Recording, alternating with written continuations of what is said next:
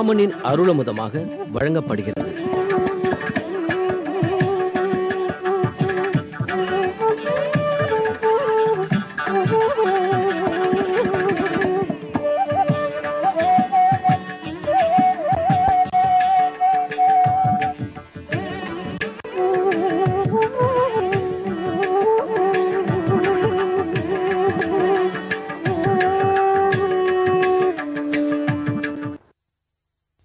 நம கோதண்ட ஹஸ்தாய சந்தி கிருதசராய ச கண்டிதாகில தைத்தியாய ராமாய ஆபன் நிவாரணே. ஆபத்துகளையெல்லாம் போக்கக்கூடியவர் ராமச்சந்திரன்.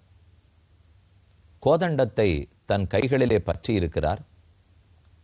சந்தீகிருத சராயச்ச, அந்த கோதண்டம் வெறுமே இருக்காது, சீறிக்கொண்டு புறப்படும் பல அம்புகளை அடைத்துக் கொண்டிருக்கும். ராமன் கையில் வில் பிடித்திருக்கிறார் என்பதே நமக்கொரு விசுவாசம், நம்பிக்கையை ஊட்டும். அந்த வில், அந்த அம்புகள் நம் விரோதிகளிலிருந்து நம்மை காத்து கொடுக்கும்.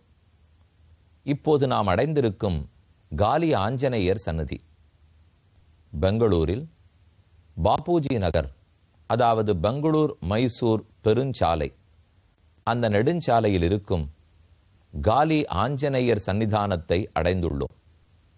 ஆஞ்சநேயர் அத்யுதமாக எழுந்தொளி உள்ளார். நம்மையே எப்போதும் உறுத்து நோக்கி கொண்டிருக்கிறார். யாரெல்லாம் தீயவர்கள் வந்தால் பார்வையிலேயே எரிந்து போவார்கள் போலும். அன்பர்கள் வந்தால் பார்வையாலேயே குளிர்ந்து ராமபக்தி பெறுவார்கள் போலும். நம் விரோதிகளான எத்தனையோ ஏவல் வைப்பு எடுப்பு அதத்தனையும் போக்கி அனைவருக்கு ராமபக்தியே ஊட்டி கொண்டிருக்கிறார். இன்று காலி ஆஞ்சநேயர் சன்னிதானத்தில் உள்ள ராமரை தரிசிக்கப் போகிறோம். ராமன் நீண்ட நெடிய திருக்கோலத்தோடே உற்சவர் மூலவர் அனைவருமாக ஏக சன்னிதானத்தில் எழுந்துருளி உள்ளார்கள். எப்படியும் தனிக்கோயிலில் ஆஞ்சநேயர் மிக பிரபலமாக எழுந்துருளி உள்ளார். இங்கே அவ்வாஞ்சநேயருக்கு அருள் பாலித்துக் கொண்டு அவருக்கு வேண்டிய சக்தி அத்தனையும் ஊட்டி கொண்டு ராமச்சந்திரனுடைய திருக்கோலம். கைகளில் பிடித்த உயர்ந்த வில், மற்றொரு கையிலே அம்பு. அம்புகள் பல வகை.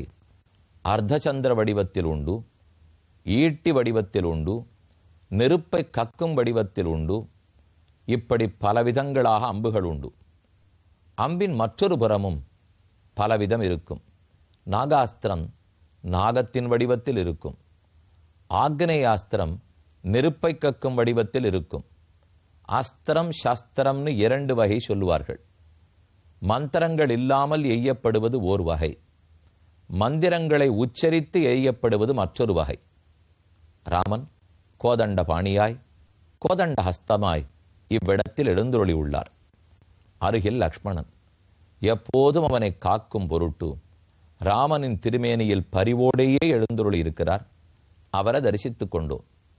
காட்டுக்கேகிய சீதை இனிமேல் தானே காட்டின் கஷ்டங்களை பார்க்க போகிறாள். ஆனால் ராமனுக்கருகே இருக்கும்போது அவளுக்கு காடே நாடாக தோன்றியிருக்கும் போலும் இங்கும் பேர் ஆனந்தத்தோடே ராமனுக்கு அருகாமையிலேயே எழுந்துருளி இருக்கிறாள். இப்படி அனைவரையும் இவ்விடத்தில் சேவித்துக் கொண்டோம். அமர்ந்த திருக்கோலத்தில் ராமன், நின்ன திருக்கோலத்தில் ராமன் என்ன ஓரோரிடத்தில் தான் ராமன் எப்படியெல்லாம் உள்ளார்.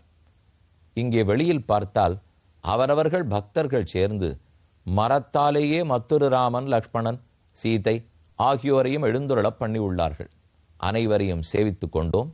இனிமேல் ராமனும் லக்ஷ்மணனும் சீதையும் காட்டில் நடக்கப் போகிறார்கள். அது எப்படிங்கிறத பார்ப்போம். நாம் ஓரொரு வாரமும் ஒரு நாளாவது, மற்ற 4 நாட்கள் வால்மீகி ராமாயணத்தையும் ஒரு நாளாவது கம்பராமாயணத்தையும் பார்த்து வருகிறோம். வால்மீகி ராமாயணத்தில் 4 சர்க்கங்கள் தாண்டினால் அதன் பொருள் என்ன இருந்ததுங்கிறதை கம்பராமாயண பாடல்கள் மூலமாகத்தான் கூறி வருகிறேன். எத்தனை முறை கேட்டாலும் தெவிட்டாத இன்பம் கொடுத்தும் கம்பரின் பலமுறை படிக்கக்கூடிய காவியம்.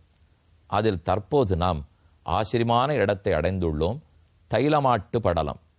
வெறுந்தேருடன் சென்று நான் என்ன கூறுவேன் என்று சுமந்திரன் ராமனிடத்தில் வேண்டுகிறார். சுமந்திரா, திரும்பிப்போ என்று ராமன் உரைக்கிறான். எப்படி வெறுந்தேரோடே திரும்ப போவேன்?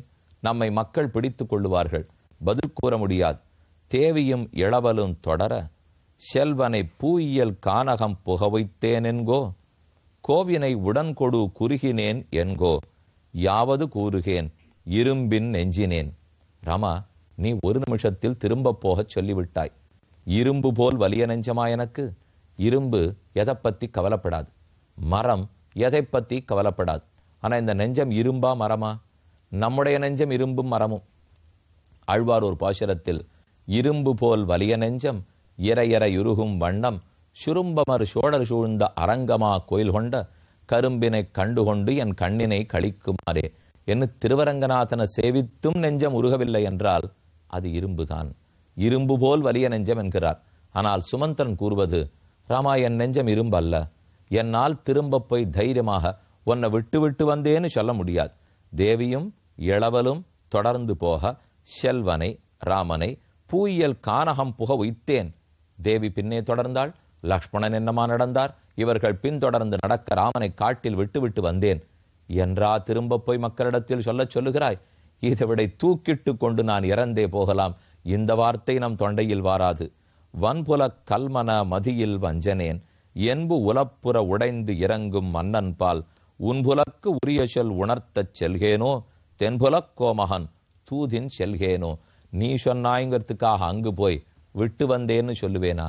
அல்லது அவர்கள் சொன்னதற்கிணங்க உன்னை கூட்டி போவேனா? அவர்களும் என்னை தூதனுப்பினார்கள். சுமந்திரா, உன்னை நம்பி அனுப்புகிறோம், ராமனை கண்டிப்பாக அழைத்து வா. நீ சொல்லுகிறாய் போய் திரும்ப தசரதனை ஜாக்கிரதையாக பார்த்துக்கொள், 14 வருஷம் கழித்து வருகிறேன் என்கிறாய். நாம் இருதலை கொள்ளி எறும்பாக சிக்கிக் கொண்டேன். அவர்களுக்காக உன்னிடத்தில் பேசுவேனா? உனக்காக அவர்களிடத்தில் போய் பேசுவேனா?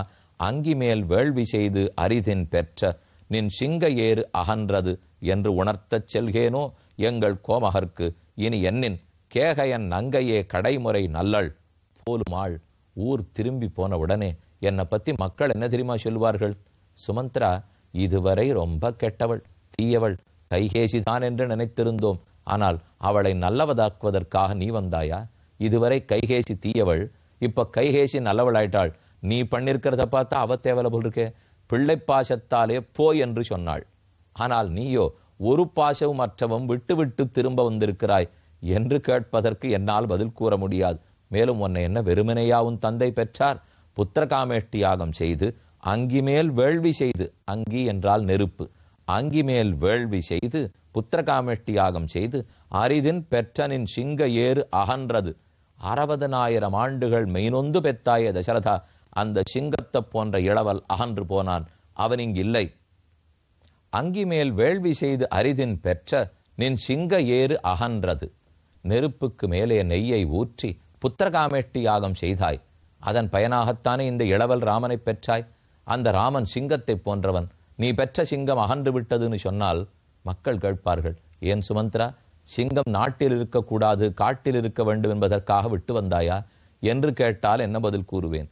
முடிவுற இன்னன மொழிந்த பின்னரும் அடிவுறத் தழுவினன் அழுங்கு பேரரா இடிவுறத் துவழுவது என்னும் இன்னலன் படிவுறப் புரண்டனன் பலவும் பண்ணினான்.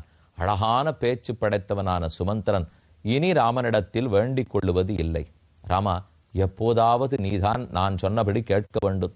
எப்போதும் கேட்டிருக்கிறாய், ஆனால் இப்போது கேட்க மறுக்கிறாய். முடிவுற இன்னன மொழிந்த பின்னரும், இதுவரை நான் வேண்டிய அனைத்தையும் நீ காது கொடுத்து கேட்ட பிற்பாடும் மனசு இணங்காமல் போய்விட்டாயானால், இறங்காமல் போனால் உன் அடிகளை பற்றி கெஞ்சுவதைத் தவிர எனக்கு வேறு வழியில்லை. பெருந்துயரத்தோடைய பூமியில் புரண்டான் சுமந்திரன். தடக்கையால் எடுத்து அவன் தழுவி கண்ணநீர் துடைத்து வேறு இருத்தி மற்ற இணைய சொல்லினான். அடக்கும் ஐம்பொறியோடு கரணத்து அப்புறம் கடக்கும் வால் உணர்வினுக்கு அணுகும் காட்சியான். ராமன் அவனை கைகளால் வாரி எடுத்து பக்கத்தில் அமர்த்தி அவன் கண்களிலிருந்து பெருகிக் கொண்டிருந்த நீரை துடைத்து, சுமந்திரா அமர்வீர். ராமன் வெறுமனே எதையும் பேச மாட்டான். அந்த நம்பிக்கை நம்மை பற்றி உமக்கு உண்டா கிடையாதா? நான் பிடிவாதம் பிடிக்கக்கூடியவனா? நேர்மை அற்றவனா? நான் பிடித்த முயலுக்கு 3 கால்னு சொல்லக்கூடியவனா? அப்படி பார்க்கக்கூடியவன் இல்லையே. இத்தனை தூரம் என்னிடத்தில் நீங்கள் எல்லாரும் ஆசை வைத்திருக்கிறீர்கள். எதனால்? ராமன் மாற்றி பேச மாட்டான்கிற ஒரே காரணத்தால். அப்படி இருக்கும்போது நான் எதற்காக சொல்லுகிறேன்கிறத புரிந்து கொள்ள வேண்டுமா சுமத்ரா? நமக்கானா சட்டுன்னு கோவம் வந்துடும். நம்ம போனோம்னு சொல்றோம், பிடிவாதமா இப்படி பேசுகிறார்களே. அப்பவும் ராமன் பிடிவாதம் பிடிக்கவில்லை. அப்போதும் கோபப்படவில்லை. நம் பேரில் இருக்கும் ஆசையால் தானே மக்கள் பேசுகிறார்கள். அவர்கள் மட்டும் என்ன எளியவர்களா? எத்தனை ஆண்டாண்டாக, எத்தனை பிறவிகளாக, எத்தனை அரசர்களை பார்த்திருப்பார் சுமந்திரன். நம் தசரதன தெரியும், தாத்தா அஜமகாராஜன தெரியும், அதுக்கு முன்னாடி எத்தனை மன்னர்களோ. இத்தனை பேரை பார்த்திருப்பவர் ஒரு குழந்தையைப் போல் நம்ம நினைத்து கொண்டு அவர் துன்பப்படுகிறார். அவரை சரிப்படுத்த வேண்டியது நம் பொறுப்பு என்று பொறுப்புணர்ந்து, மெச்சூரிட்டின்னு சொல்றோம் பாருங்க, அது சின்ன வயசுலேயே வந்துடுத்துனா ரொம்ப ஆச்சரியம். அது இல்லாமல் வயசான பிற்பாடு நம்மில் பலருக்கு வருவதில்லை. அது சிறு வயசிலேயே, ஆண்டாள் 5 வயது குழந்தை, துருவன் 5 வயது குழந்தை, பிரகலாதன் 5 வயது குழந்தை. ஆனா அவர்களுக்கெல்லாம் இருந்த அந்த மெச்சூரிட்டிங்கிறது நாம கிட்டக்கே போக முடியல. ராமன் 25 தான் வயசு, காட்டுக்கு வரைச்ச வயசு 25 தானே. அப்போது சுமந்திரனிடத்தில் பேசினான். 7 ஆண்டும் நீத்து ஈண்டு வந்து உனை தாழ்குவன் திருவடி தப்பிலேன் என சூழி வெங்களிற்று இறை தனக்கு சோர்வு இலா வாழி மாதவன் சொலால் மனம் தெருட்டுவாய். நான் சொல்கிறேன், ஒரு நாளும் ராமன் மாற்றி பேச மாட்டான். 7 ஆண்டுகள் கழிப்பேன், ஓடி வருவேன், மறுபடியும் தந்தையின் திருவடி பணிவேன், உம்மோட கூடி கழிப்பேன். இது உண்மை, இதில் மாறில்லை என்று ராமன் சொல்ல, சீதை சுமந்திரனை பார்த்து அவளும் செய்தி கூறினாள். அன்னவள் கூறுவாள். இது ராமன் கூறின செய்தி. அடுத்து சீதை பேசுகிறாள். அரசர்க்கு அத்தையர்க்கு என்னுடைய வணக்கம் முன் நியம்பி யானுடைய பொன்னிற பூவையும் கிளியும் போற்றுக என்று உன்னும் என் தங்கையர்க்கு உணர்த்துவாய் என்றாள். என்னுடைய மாமனார் அரசர்க்கு, அரசர் தானே மாமனார், அப்ப அரசர்க்கு அத்தையர்க்கு என்னுடைய மாமியார்களுக்கு என்னுடைய வணக்கம் முன் நியம்பி நான் செலுத்தின வணக்கத்தை முதல் கூறு. பின்னால் யானுடைய பொன்னிற பூவையும் கிளியும் போற்றுக. நான் வளர்த்து வச்சுருக்கிற பொன்னிறத்தில் இருக்கிற பூவை நான் நித்தியம் வளர்த்து, கிளி பூவை கிளி பூம் புட்டில் எல்லாம் வளர்த்த அரசிகள் இளவரசிகள் வைத்திருப்பார்கள். இளம் பெண்கள் கையில் இருக்கும் விளையாட்டு பொருட்கள், பறவைகள். அந்த பறவைகள் எல்லாத்தையும் நான் விசாரிச்சேன்னு சொல்லு. பூவையும் கிளியும் போற்றுக என்று உன்னும் என் தங்கையர்க்கு உணர்த்துவாய். என்னை விட்டு பிரிந்து துன்பப்படும் என் தங்கைகள் என, இவளுக்கு தங்கை ஊர்மிளாதேவி, ஸ்ருதகீர்த்தி, மாண்டவி, இவர்கள் மூவரும் இந்த நாட்டில் தான் இருக்கிறார்கள். அவர்களுக்கும் எடுத்து கூறு, நற்செய்தி சொல், அனைவரையும் ஜாகிரதையாக பார்த்துக்கொள் என்று சீதை கூறினாள். அடுத்து இலக்குவனோடே பேசினான். கானகம் பற்றினல் புதல்வன் காய்வுண போனகம் பற்றிய பொய்யில் மன்னர்க்கு இங்கு ஊனகம் பற்றிய உயிர்கொடு இன்னம் போய் வானகம் பற்றிலா வலிமை கூறு என்றான். ஒரே கோபம் லக்ஷ்மணனுக்கு. அந்த கோபத்தோட பேசுறார். கானகம் பற்றினல் புதல்வன் காய்வுண, நல்ல புதல்வன் கானகத்தை அடந்து காய்கனிகளை சாப்பிட்டு கொண்டிருக்க, போனகம் பற்றிய பொய்யில் மன்னர்க்கு, நல்ல பொய்யில்லாத மன்னன், இந்த ஓர் பேரெடுக்கணுங்கிறதுக்காகத்தானே காட்டுக்கு அனுப்பினார். ராமன் காட்டில் துன்பப்படுகிறார் பார்க்காமல் பொய்யில் மன்னன்கிற பேரெடுப்பதற்கு ஆசைப்பட்ட உங்கள் தசரதன், அவனிடத்தில் நான் சொன்னேன் போய் சொல்லு. போனகம் பற்றிய பொய்யில் மன்னர்க்கு இங்கு ஊனகம் பற்றிய உயிர்கொடு இன்னம் போய் வானகம் பற்றிலா வலிமை கூறு. ராமனுடைய திருமேனிக்கு ஒரு ஆபத்தில்லை. அந்த ஊனுக்கு ஏதும் வராமல் லக்ஷ்மணன் காப்பான். ராமன் இன்னும் வானுலகத்தை அடைந்து விடவில்லை என்கிற செய்தியை போய் சொல்லு. எதிரே பார்த்திருக்க மாட்டான் தசரதன். இப்படியா தன் பிள்ளை இலக்குவன் பேசுவான்? ராமன் காட்டுக்கு போறதையே தாங்க முடியலையே, அங்கிருந்து வானகத்துக்கு போக வேண்டும் என்னுமா தசரதன் எதிர்பார்த்திருப்பான். ஆனா கோபத்தில் லக்ஷ்மணன் கூறினான். பெற்றுக்கொண்டான் சுமந்திரன். புறப்பட்டான். ஆரியன் இளவலை நோக்கி, ஐய நீ சீரிய அல்லன செப்பல் என்ற பின் பாரிடை வணங்கினன் பதைக்கு நெஞ்சினன் தேரிடை வித்தகன் சேரல் மேயினான். எந்த தவறு செய்துடாதே ராமா, 14 ஆண்டு கழிந்தவுடன் உன்னை மறுபடியும் சந்திப்போம் என்று சொல்லி சுமந்திரன் விடை பெற்று கொண்டு போனான். அந்த படலத்தோடே அது முடிந்தது. அடுத்து சுமந்திரன் கிளம்பின பிற்பாடு இனிமேல் தான் குஹனை சந்திக்கப் போகிறார்கள்னு கம்பர் தெரிவிக்கிறார். ராமனும் லக்ஷ்மணனும் சீதையின் நடக்கிறார்கள். என்ன அழகான பாடல். வெய்யோன் ஒளி தன்மேனியின் விரிசோதியில் மறைய பொய்யோ எனும் இடையாளுடன் இளையானுடன் போனாள் மையோ மரகதமோ மரிகடலோ மழமுகிலோ ஐயோ இவன் வடிவென்பதோர் அழியா அழகுடையான். ராமன் முன்னே நடக்க சீதை நடுவே, பின்னே இளவனால லக்ஷ்மணன் நடக்கிறான். வெய்யோன் ஒளி தன் மேனியின் விரிசோதியின் மறைய, ராமனுடைய மேனியின் சோதியில் வெய்யோன் ஒளி மறைய, சூரியனுடைய ஒளி மறைந்து போய்த்தான். பொய்யோ எனும் இடையாளுடன் இளையானுடன் போனான். பொய்யான இடை அப்படின்னா இடுப்பே இல்லாத சீதைன்னு அர்த்தம். சாமுத்திரிகா லட்சணம். பொய்யான இடை படைத்தவளான சீதை, இளையானான லக்ஷ்மணன் ஆகியோரோடே போனான். மையோ மரகதமோ மரிகடலோ மழமுகிலோ ஐயோ இவன் வடிவு, இவனுடைய வடிவத்தை மறிகடல்னு சொல்லுவோமா, ஆகாசத்தில் இருக்கும் காருண்ட மேகம்னு சொல்லுவோமா, எதுன்னு சொல்லுவோம். அப்படி ராமன் நடக்க ஆரம்பித்தான். அதைவிட கருத்த குகனை சந்திக்கப் போகிறான். கேட்போம்.